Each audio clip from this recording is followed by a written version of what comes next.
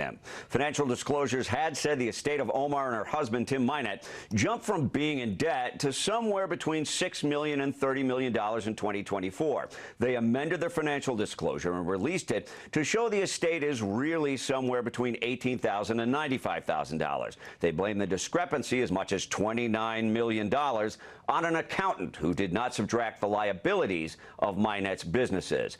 And this is the same Congresswoman who championed the Meals Act. That was the COVID relief program intended to provide food for poor kids suffering during the pandemic. Republicans say that created the pathway for the Feeding Our Future scandal, a $250 million boondoggle of meals billed but never provided. A restaurant at the center of the scandal was the Safari restaurant. Omar held campaign events there. One of the owners, Salem Ahmed Saeed, was convicted for his role in the scandal. The Republican chair of the House Fraud Committee made repeated requests for Omar to show up. No response from Omar.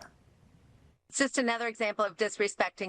You know, over the months, we've been covering this situation going on, this fraud scam going on over there in Minnesota. Now, I told you guys that there's a war going on between the radical left and the radical right. We saw when Biden was in office how they was going hard trying to indict Trump, take him to court, embarrass them. They was indicting a lot of Republicans. Now it's Trump's turn, and he's declared war on the radical left. And, man, he's going after all these NGOs. He's going after all the money. So now he went after Minnesota and $1 billion in scams. And there's a lot of things that's being uncovered.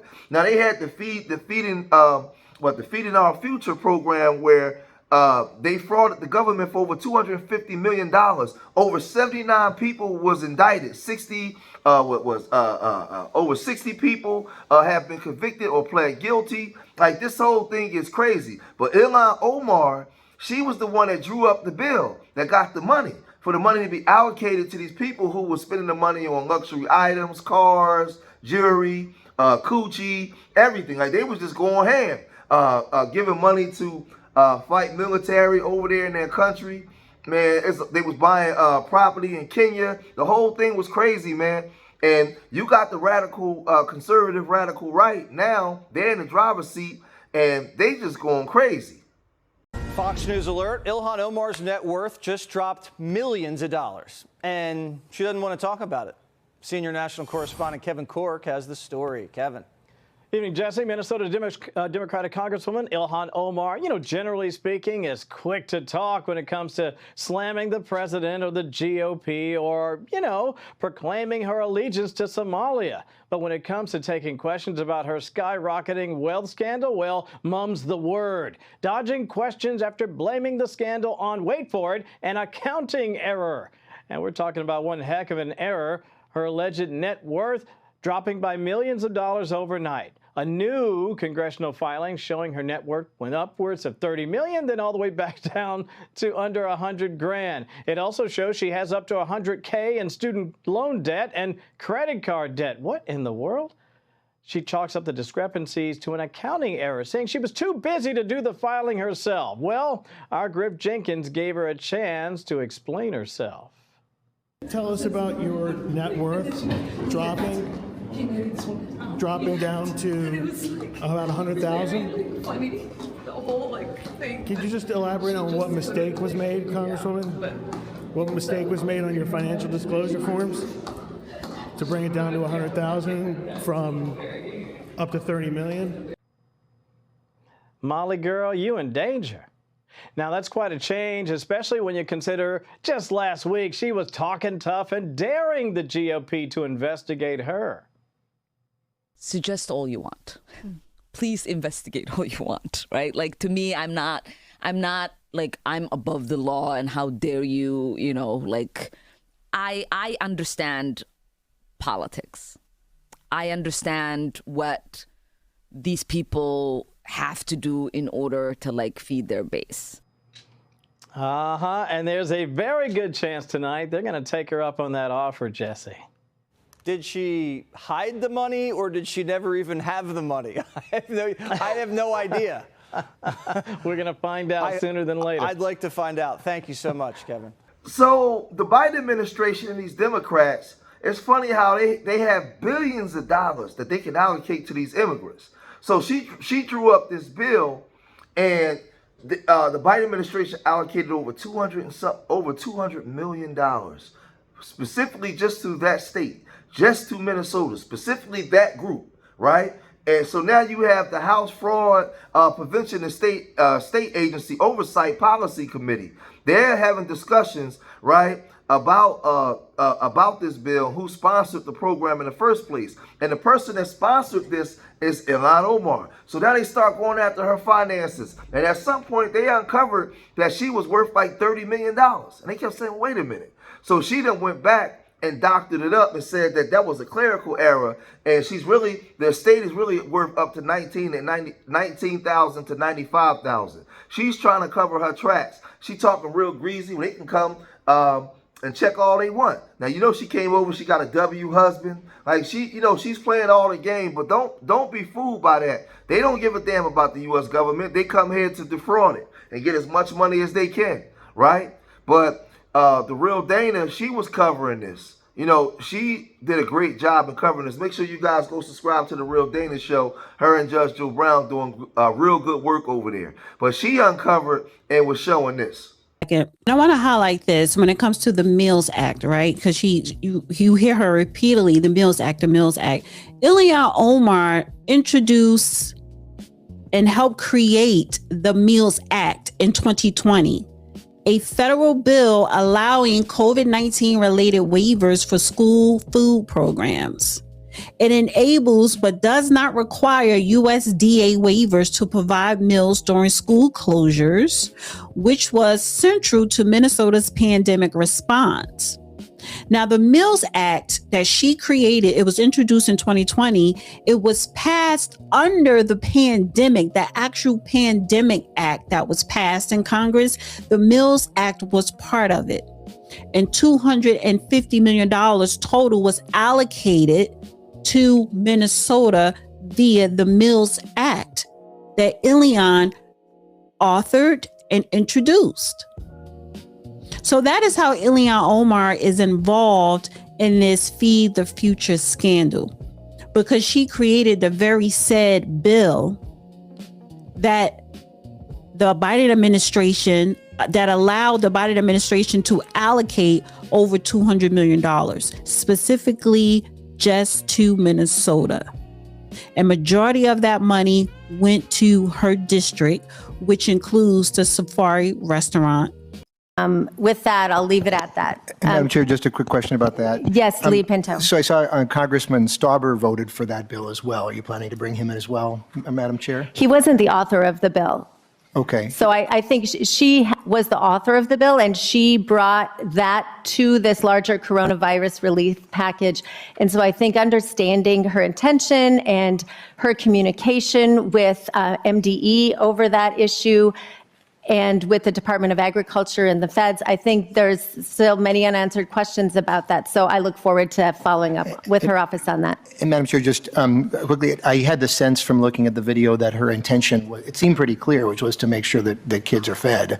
I don't know if there's sort of more detail you're looking for in particular beyond that, but that seemed sort of clear to me, but I guess we'll see if she's got more to say regarding that.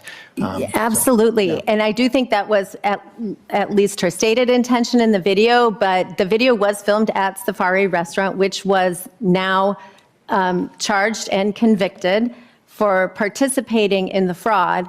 And at the time in the video, she references 2,300 meals a day. They eventually got to, I believe, 6,000 or 7,000 meals a day, which defies understanding. And so they were clearly involved with her and her promoting Safari from the beginning. And I think understanding that relationship is part of understanding the larger context of how this happened in Minnesota specifically. Now, the rabbit hole runs deep here because, again, you had not just the Feeding the Future scam, Feeding Our Future scam. You also had the universal free meals law, right? This was a massive fraud, right? Along in 2021, you had the anti-lunch shaming legislation, right? And all this stuff was fraud, was part of all those millions of dollars. Now, Keith Ellison, the Attorney General, he knew this. He signed off on all this. Now, this was a black man, Democrat, right? All of them was signing off this money. Now, they don't care nothing about reparations for black Americans. They don't have anything for black Americans. They got housing. They got every money, billions of dollars for these immigrants right in front of your face. So now he's being pressed by the government up there, right? The state government. They coming directly at him, and the feds and everybody. And they asking him questions. And he unraveled. He didn't keep himself together. He unraveled when they came after him, right? And I don't feel bad for him because you a brother, man, and you don't even care about your people here domestically. You going crazy for them, and they out here frauding people. So now them W's is on his bumper. You took $10,000. That's a lie. And helped them do it. You know, the other thing is whistleblowers came to you as early as 2019. Let's look. As early as 2019, whistleblower. Don't talk over me. No, as no, early you're as talking over me. 2019, it's my hearing, pal. As early as I'm not your pal. 2019. Don't call me whistleblowers came to, well, I should call you prisoner because you ought to be in jail. Well, see what you can do about it. They did not come to my office. You're completely wrong about that. You met with them I did for not take anybody's 54 money. minutes, and you took $10,000, and they also gave your family money. They gave your family thousands of dollars in campaign contributions in addition to what they gave you. This is a false statement. It's not the sequence of events. And it's you've untrue. enabled it. And, sir, the false you statement, should resign. And, sir, you should resign. I was thinking the same thing about you. You should resign. I was thinking the exact same thing about you. I'm sure after encountering this truth, you are. Because it hurts to have accountability, doesn't it? Because after this parade of lies and presentation, I think you should be ashamed for misrepresentation. So now you have the Attorney General in the grease. But you also got the governor, Tim Walz, right? He had to face the congressional hearings as well. And it didn't go well. But you hear the guy, he said, listen, pal. Listen, pally. Listen, bucko. You know. Listen, he in the grease with them W's, man, because he decided to abandon his own people, his own foundational black Americans, and go hard for these immigrants who came here and started to fraud in the government. Now that he getting called pal and bucko, and you should resign, bucko, immediately, bucko. Listen, that W was incensed. Right? You got this ninja up here. We give him this chair, we put him in charge, and he go up here and he embarrass us like that, man. They going after Keith Ellison, man. But they went after Tim Walz as well, right? Check this out. Why didn't you do something sooner? I know some people were put in jail. I know there were investigations, but there was billions and billions and billions of dollars being stolen from a pretty concentrated demographic in your community. And this demographic is a significant political supporter for you and your party, good sir. So I just ask you, please explain. The issue of billions, and I'll keep saying this, $1 is too many. That number got thrown around. There's nothing behind it. The characterization that nothing happened until the Trump administration came in is simply not true. We worked with them in the first administration where USDA didn't take action, and I think that's documented. The fact is, starting in 2019, I went to the legislature asking for... But you didn't pause payments, Governor.